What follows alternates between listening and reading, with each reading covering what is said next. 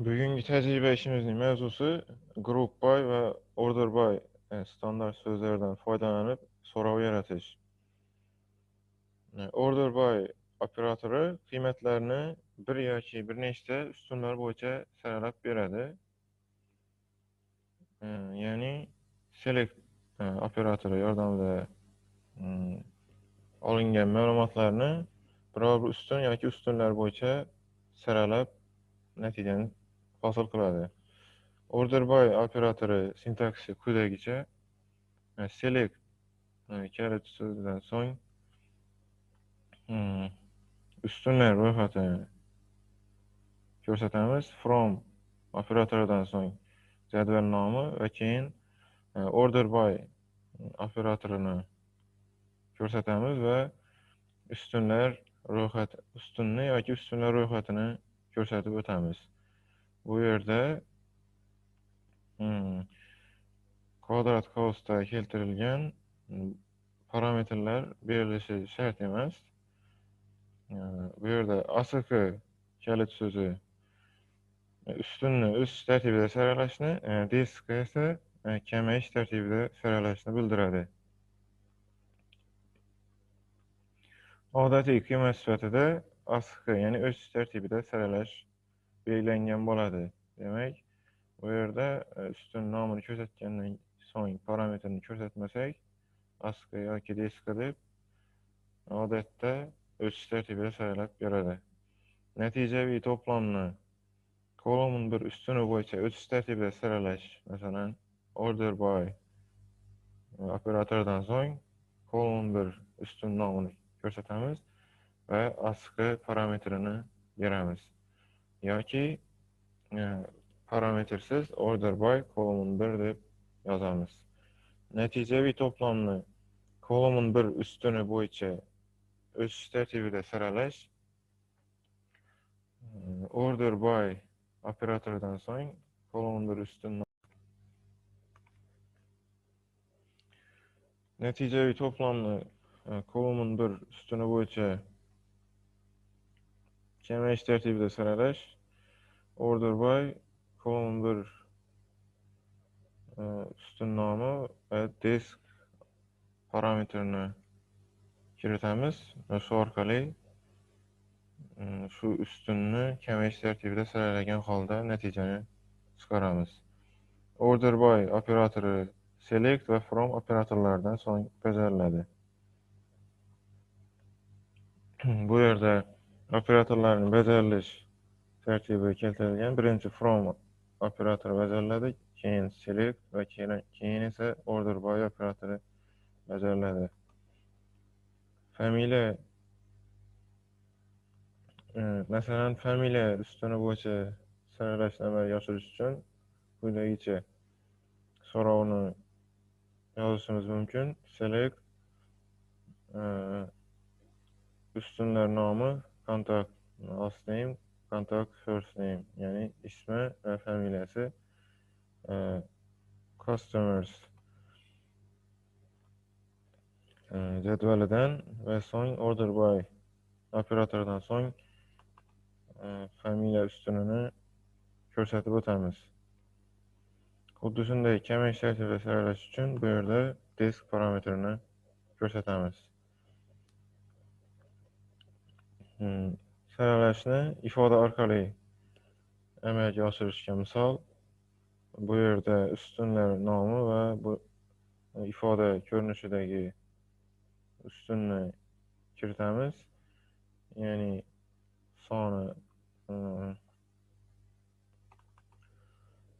qandaydir buyurtmaning sonini har bir buyurtmadagi mahsulotning narxiga ko'paytirsak, umumiy narx kelib chiqadi. Demak, biz shu ifodani kamayish tartibi bo'yicha saralagan holda natijani chiqaramiz. Shu orqali eng qimmat buyurtmalarni birinchi bo'lib ro'yxatning yuqorisida ko'rishimiz mumkin. Keyingisi group by operatori Qatorlar toplamini üstünler yoki ifodalar qiymatlari bo'yicha natijaviy qatorlar to'plamiga guruhlaydi. Group by operatori har bir guruh uchun bitta qatorni qaytaradi. Ya'ni group by biror bir ustunlar bo'yicha guruhlashni amalga oshiradi va har bir guruh uchun bitta qatorni qaytaradi. Boshqacha qilib aytganda, natijalar to'plamidagi qatorlar sonini kamaytiradi.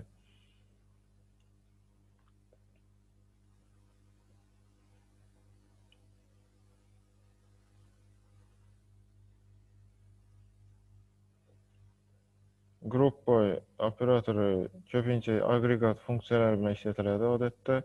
Group by operatori sintaksisi quyidagicha: select ustunlar nomi va qandaydir agregat funksiyani ko'rsatishimiz mumkin. Biror bir ustun bo'yicha table jadvalidan veri ishlatishimiz ham mumkin.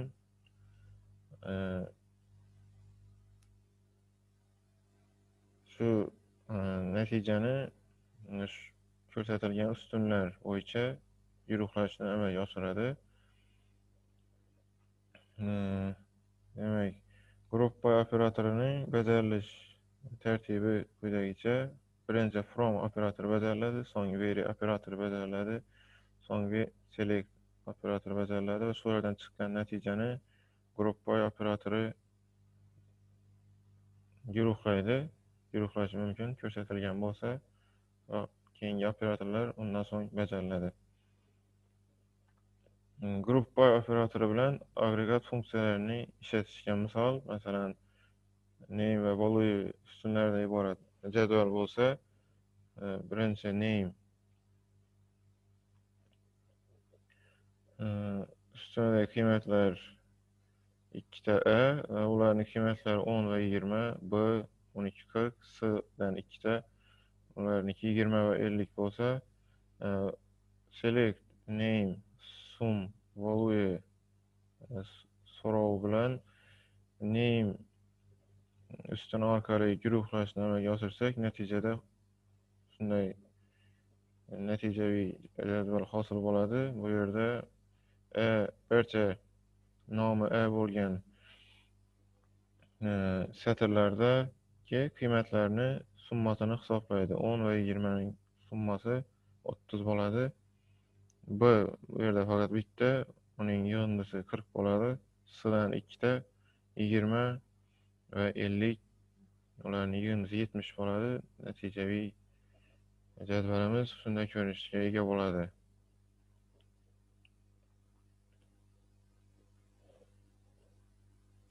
Group by operatorini bitta ustunga qo'llashimiz select distinct operatorini ishlatish bilan bir xil hisoblanadi. Ya'ni faqat bir ustun bo'yicha har xil to'plamlarni oladi va shu orqali guruhlaydi.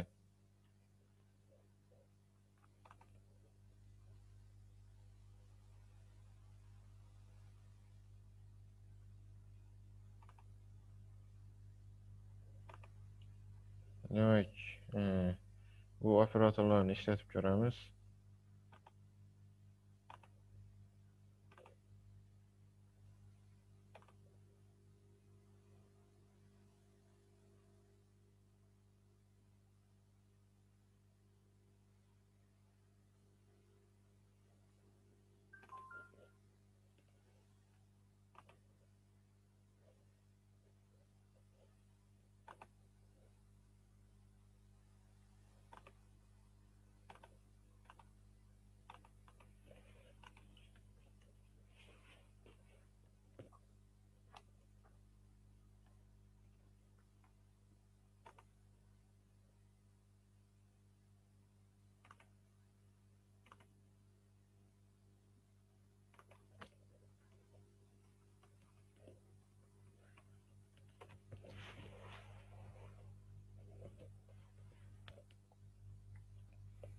Bu yerda evvelgidey işletip turgan ma'lumotlar bazasından foydalanamiz. Masalan, birinchi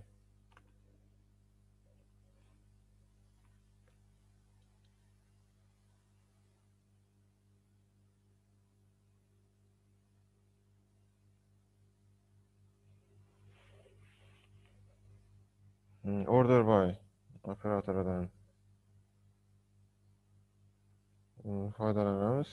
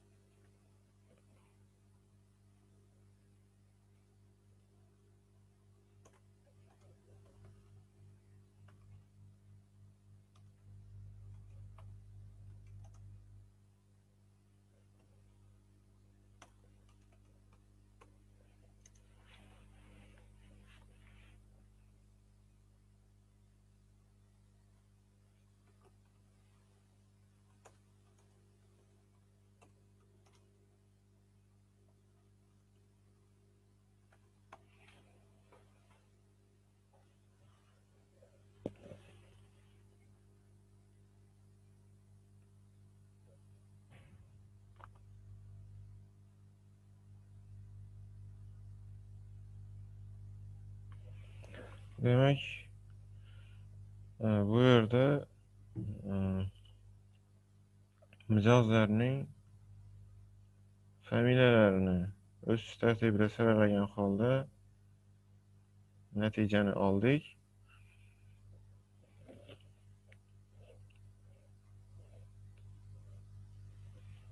Bu yerde order by operatordan so'ng familiya üstününü ko'rsatdik ve parametr vermedik. ASCII yoki DESCII deb odatiy tarzda o'sish tartibida saralab chiqardi.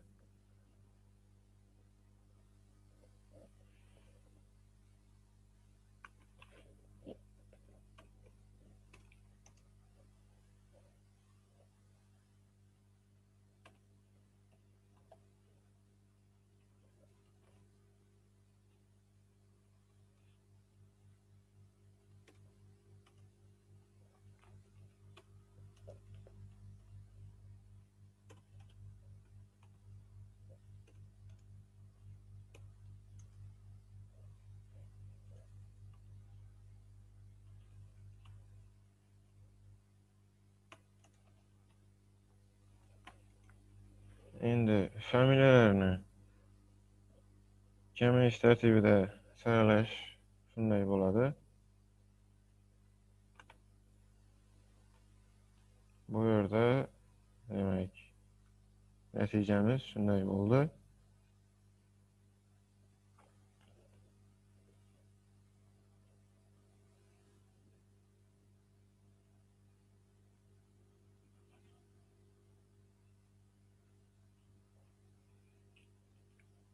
Demek bir nechta ustunni ko'rsatadigan bo'lsak, birinchi ko'rsatilgan ustun bo'yicha saralashni amalga oshiradi. Agar birinchi ustunning ko'rsatilgan ustunning qiymatlari teng bo'lsa, ikkinchi ustun bo'yicha solishtirishni bajaradi.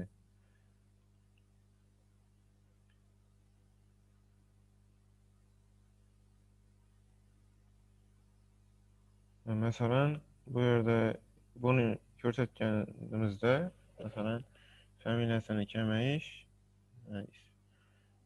ismini esa o'sish tartibida saralaganimizda bu birinchisi to'g'ri keladi, ikkinchisi ham to'g'ri keladi va bu Mary'ning o'rniga Julia bu yerda joylashadi. Bular Mary'dan oldin joylashadi. Boshda birinchi ustun bo'yicha solishtiradi. Birinchi ustuni teng bo'lsa, ikkinchi ustun bo'yicha solishtiradi.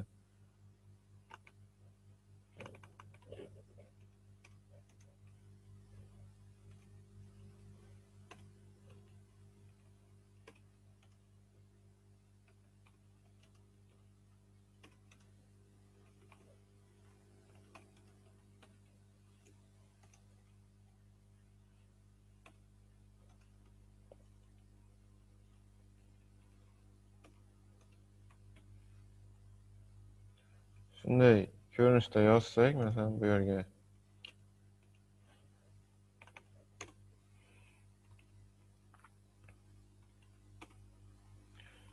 shunday ko'rinishda yozadigan bo'lsak, birinchi familiyasi bo'yicha saralaydi va ikkinchi ismi bo'yicha saralaydi.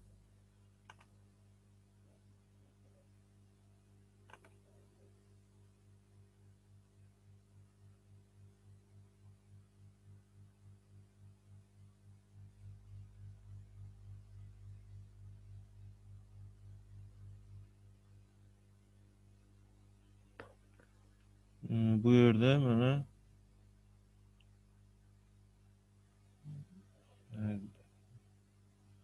Julie Mary'dan oldin joylashdi. Bularda familiyasi bir xil emas. Xuddi shunday ko'rinishda bo'ladi.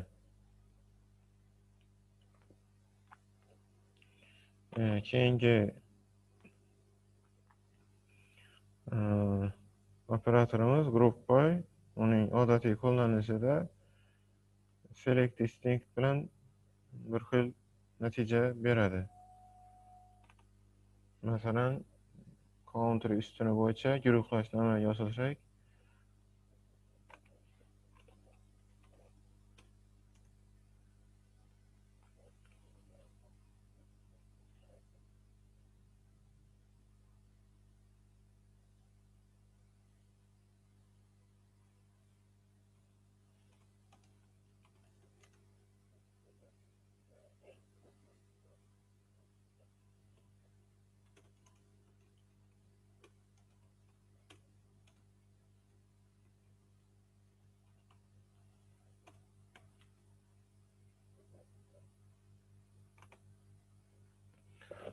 bu yerda har xil davlatlarni ro'yxatini chiqaradi.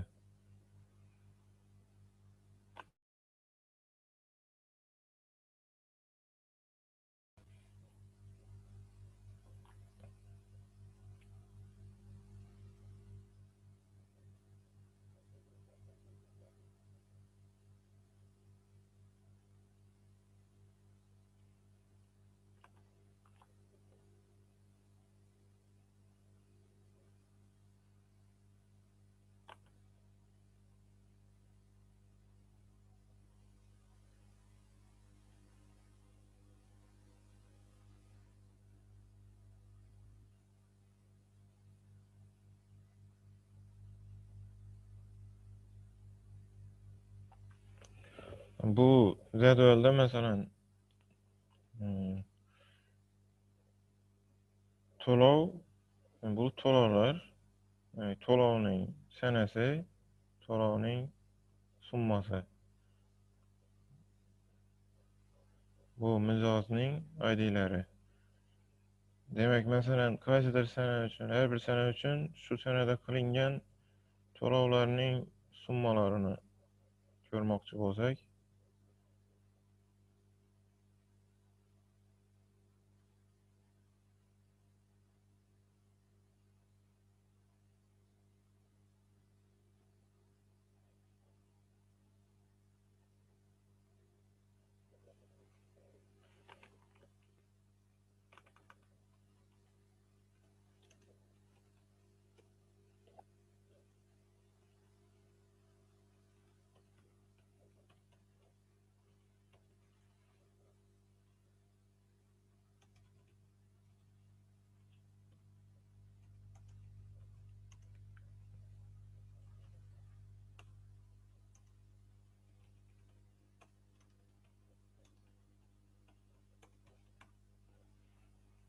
shunday so'rov kiritamiz.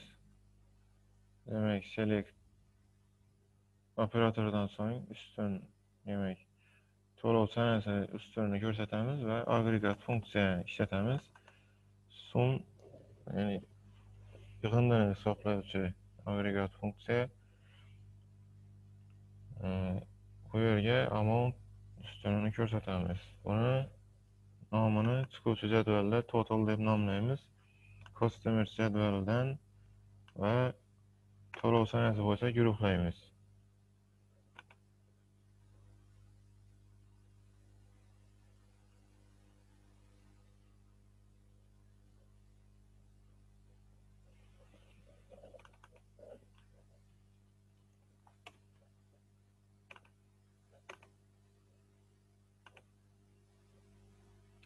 Demek bu yerde mesela 2003 yıl 16 yanvarida xuddi shunday summadagi to'lov amalga oshirilgan va shularni ko'rib chiqishimiz mumkin.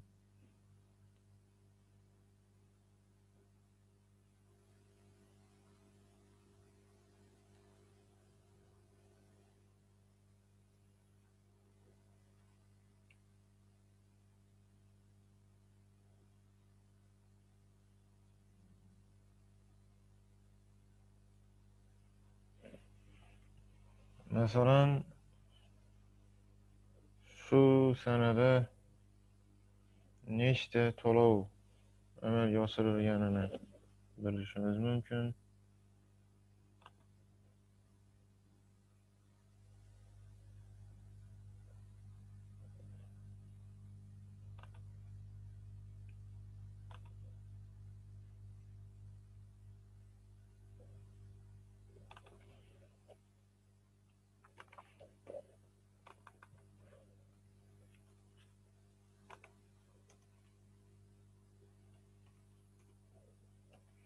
Buning uchun count agregat funksiyasidan foydalanamiz. Bu yerda yulduzcha qo'ysak ham bo'ladi. Barcha satrlarni hisoblasin deb.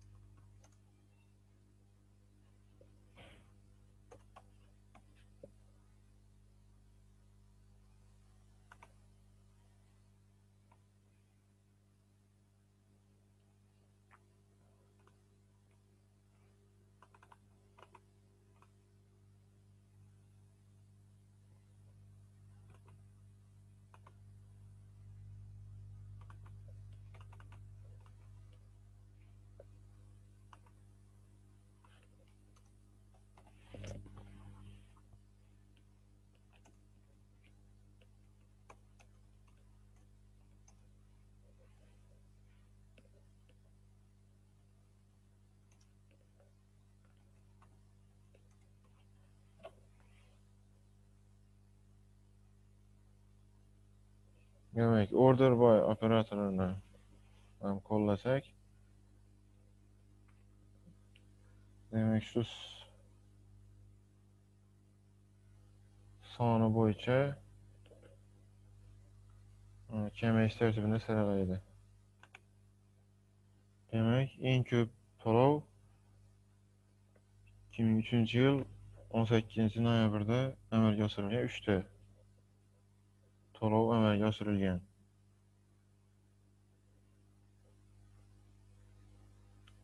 Shunday ko'rinishda order by va group by operatorlarini birgalikda qo'llashingiz mumkin.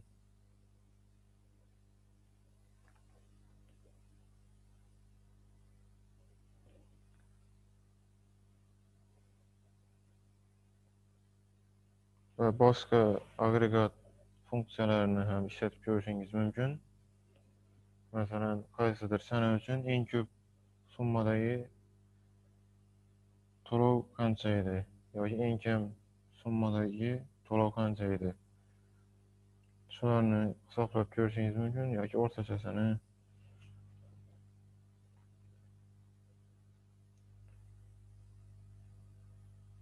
Bugungi mavzumiz shulardan iborat edi.